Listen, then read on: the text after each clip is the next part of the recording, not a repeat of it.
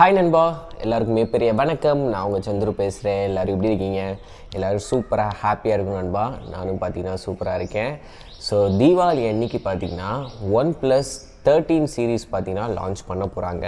அதாவது நம்ம இந்தியாவில் கிடையாது, சைனாவில் வர அக்டோபர் 31 தீபாவளி அன்னைக்கு பார்த்தீங்கன்னா OnePlus 13 அங்கே லான்ச் ஆகுது. அங்கே வந்து பார்த்தீங்கன்னா டீசர், போஸ்டர்ஸ், ஃபர்ஸ்ட் லுக்கு அது இதுன்னு பார்த்தீங்கன்னா எல்லாமே பார்த்தீங்கன்னா ரிலீஸ் பண்ணியிருக்காங்க. இதோட ஸ்பெக்கை பற்றி தான் பார்த்தீங்கன்னா நம்ம இந்த வீடியோவில் முழுசாக பார்க்க போகிறோம். ஏன்னா சைனா லான்ச் ஆகி ஓரிரு மாதங்களிலேயே பார்த்தீங்கன்னா நம்ம இந்தியாவிலே லான்ச் பண்ணிடுவாங்க. ஸோ ப்ரைஸிங் தான் பார்த்தீங்கன்னா பெரிய டிஃப்ரென்ஸ் இருக்கும். அங்கே ஒரு 40,000 பட்ஜெட் வருதுன்னா இங்கே 60-70,000 சொல்லிட்டு லான்ச் பண்ணுவான். அதுக்கப்புறம் 3-4 மாதம் போனதுக்கப்புறம் அமேசான், ஃப்ளிப்கார்ட்டில் ஆஃபரில் 50,000 வந்துடும். ஆர் சீரிஸ் பார்த்திங்கன்னா உங்களுக்கு 35,000-40,000 பட்ஜெட்டில் வந்துடும். ஸோ இதுதான் நம்ம இதில் நிலவரம். இல்லை ஸ்பெக் என்ன அப்படின்றத பார்க்குறதுக்கு முன்னாடி நிறைய பேர் ஒரு கோவங்களும் இருக்குது இந்த OnePlus மேலே. அவன் டிஸ்பிளே நல்லா பண்ணுறான், கேமரா நல்லா கொடுக்குறான், பெர்ஃபார்மன்ஸ் நல்லா பண்ணுறான், சாம்சங்கை கம்பேர் பண்ணும்போது நமக்கு கொடுக்குற காசுக்கு ஒர்த்தாக தான் இருக்குது. ஆனால் என்ன டிஸ்பிளேயோட கோடு விழுந்ததுக்கப்புறம் நான் சர்வீஸ் சென்டருக்கும் இதுக்கும் அலையிறதே பொழப்பாக போச்சு. இதனாலே எனக்கு இந்த OnePlus நம்பி வாங்க பயமாக இருக்குது. 100% உண்மை, இதை நம்ம மறுக்கவே முடியாது. இந்த தப்பு வந்து அவன் அடுத்தடுத்து பண்ணிக்கிட்டே தான் இருக்கான். எங்கடா கற்றுது? ஏதோ ஒன்று கற்றுச்சு. ஓகே. ஸோ இந்த தப்பை வந்து பண்ணிகிட்டே தான் இருக்கான். இப்போ சாம்சங் ஃபோனில் கோடு விழுது, ஐஃபோன்ஸில் கோடு விழுது, சாம்சங் வாட்சில் கோடு விழுது, ரியல்மி ஃபோனில் கோடு விழுது, ஓப்போ ஃபோனில் கோடு விழுது.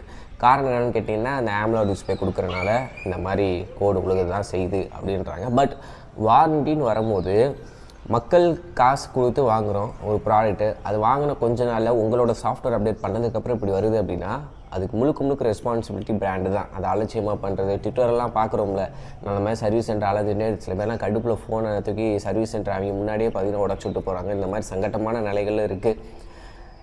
இது அவங்க மாற்றி தான் ஆகணும். இப்போ இந்த ஸ்மார்ட் ஃபோனோட ஸ்பெக் டிசைனில் எந்த ஒரு மாற்றமும் இல்லை. இப்போ அதான் சொல்கிறேன்ல, எல்லா பிராண்டும் ஒரு தனித்துவத்தை கொண்டு வரணும்னு சொல்லிட்டு ஐஃபோனா பின்னாடி கேமராவை பார்த்தே கண்டுபிடிச்சிடணும். சாம்சங்காக வரிசையாக இருந்தாலே அது சாம்சங் தான். அதே மாதிரி ஷோமியா சென்டராக ஒரு ரவுண்டை போட்டு 3 கேமரா வச்சா ஷோமி, இங்கிட்ட OnePlus கிராஸாக ரவுண்டை போட்டு 3 கேமரா வச்சா OnePlus.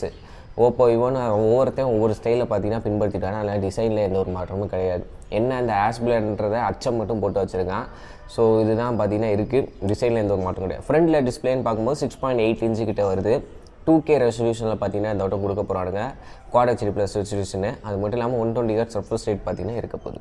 ஸோ டிஸ்பிளே வழக்கம் போல் தாறுமாறாக தான் இருக்குது. உள்ளே யூஸ் பண்ண ப்ராசரில் என்ன ஒரு வித்தியாசம் அப்படின்னா, ஒருத்தவங்க Snapdragon 8 Gen Elite அப்படின்ற ஒரு ப்ராசர் பேரில் வரும் அப்படின்றாங்க. இன்னொருத்தவங்க Snapdragon 8 Gen 4 அப்படின்றதில் வரும்னு சொல்கிறாங்க. Oxygen OS 15 out of the box வரும் அப்படின்ற மாதிரி சொல்கிறாங்க. ஸோ Snapdragon ஒரு டாப் எண்ட் ப்ராசர் தான் வரப்போகுது. அதில் எந்த மாற்று கருத்தும் கிடையாது. நேம் தான் 8 Eliteன்னு வருமா இல்லை 8 Gen 4 வருமா அப்படின்றது தான் பார்த்திங்கன்னா இது.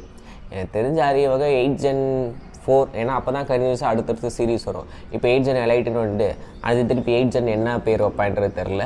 ஸோ பேர் தான் கன்ஃபியூஷனை தவிர பெர்ஃபார்மன்ஸ் வைஸ் டாப் நாச்சாக இருக்க போகுது. அதில் எந்த ஒரு மாற்று கருத்தும் கிடையாது. அதே மாதிரி டாப்பு எல்லாமே Wi-Fi 7 அது இது லோட்டு லோஸுக்கு எல்லாத்தையும் கொடுக்க போகிறான். ஐபி ரேட்டிங் IP68 வாட்டர் ரெசிஸ்டன்ஸும் இருக்குது.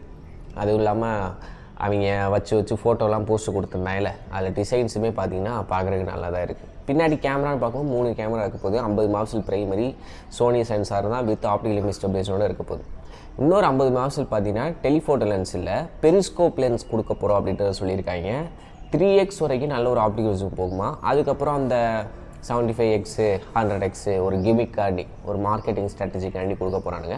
அல்ட்ரா வைடு இருக்குது. செல்ஃபிக்கு எத்தனை கேமரான்னு மென்ஷன் பண்ணல. எனக்கு தெரிஞ்ச அதிகபட்சம் ஒன்று 16 இருக்கும், இல்லாட்டி 32 இருக்கும். ஸோ இதுதான் 31 தான் அங்கே என்ன ரிவீல் பண்ணுறானோ அதை பொறுத்து இருக்குது. ஸோ மற்றபடி 6000 mAh பேட்ரி, 100 வாட்ஸ் பார்த்திங்கன்னா சார்ஜர் கொடுக்க போகிறான். 50 வாட்ஸ் வரைக்கும் வயர்லெஸ் சார்ஜிங் சப்போர்ட் இருக்க போகுது. ஸோ இதுதான் இதோட நிலவரம். இதோட ரேட் வந்து பார்த்திங்கன்னா நம்ம இந்தியாவில் லான்ச் பண்ணும்போது 70,000 ரூபாய்க்கு லான்ச் பண்ணுவோம். 70,000 ரூபாய்க்கு ஒருத்தான்னு கேட்டிங்கன்னா வேணாம். நிறைய பேருக்கு மனசில் குழப்பம். சாம்சங் போயிடுவோமா, OnePlus வாங்கி மாறடிக்க முடியுமா, பேசாமல் ஐஃபோனே போயிடலாமா அப்படின்ற ஒரு குழப்பங்கள் இருந்துக்கிட்டே இருக்கும். ஸோ அதனால் 70,000 பட்ஜெட்டுக்கு ஒர்த்து இல்லை.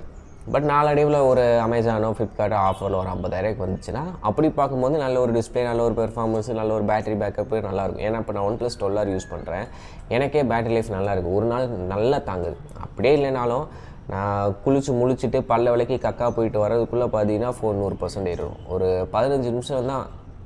நீங்கள் ஒரு 30-40ல் போகிறீங்கன்னா 100% சாலிடாக ஏறிடும். 0 to 100 பார்த்தீங்கன்னா வித்தின் 25 மினிட்ஸ் 30 மினிட்ஸ்லேயே ஏறிடும். ஸோ அந்தளவுக்கு ஃபாஸ்ட்டான ஒரு சார்ஜிங் பார்த்தீங்கன்னா 100 வாட்ஸ். ஏன்னா நானும் 100 வாட்ஸாக வச்சுருக்கேன், அதனால் சொல்கிறேன். பேட்டரி லைஃபு சாலிடாக ஒரு நாள் நிற்கிது. ஹெவி யூஸராக இருந்தாலும் பிரச்சனை இல்லை. சார்ஜ் ஒரு 10 நிமிஷம் போட்டால் போதும், திருப்பி ஒரு அரை நாள் நீங்கள் ஓட்டிடலாம், அந்தளவுக்கு இருக்குது. ஸோ OnePlusல ஓகே, பட் காசு கொடுத்து வாங்குகிறோம், கோடை மட்டும் போட்டுறாங்க, அவ்வளோதான் சொல்லணும். இந்த ஃபோன் லான்ச் ஆனதுக்கப்புறம் என்ன எதுன்னு முழு விவரத்தை பார்க்கலாம். ஸோ வீடியோ பிடிச்சா லைக், ஷேர், சப்ஸ்கிரைப் பண்ணிக்கோங்க. Thank you, by.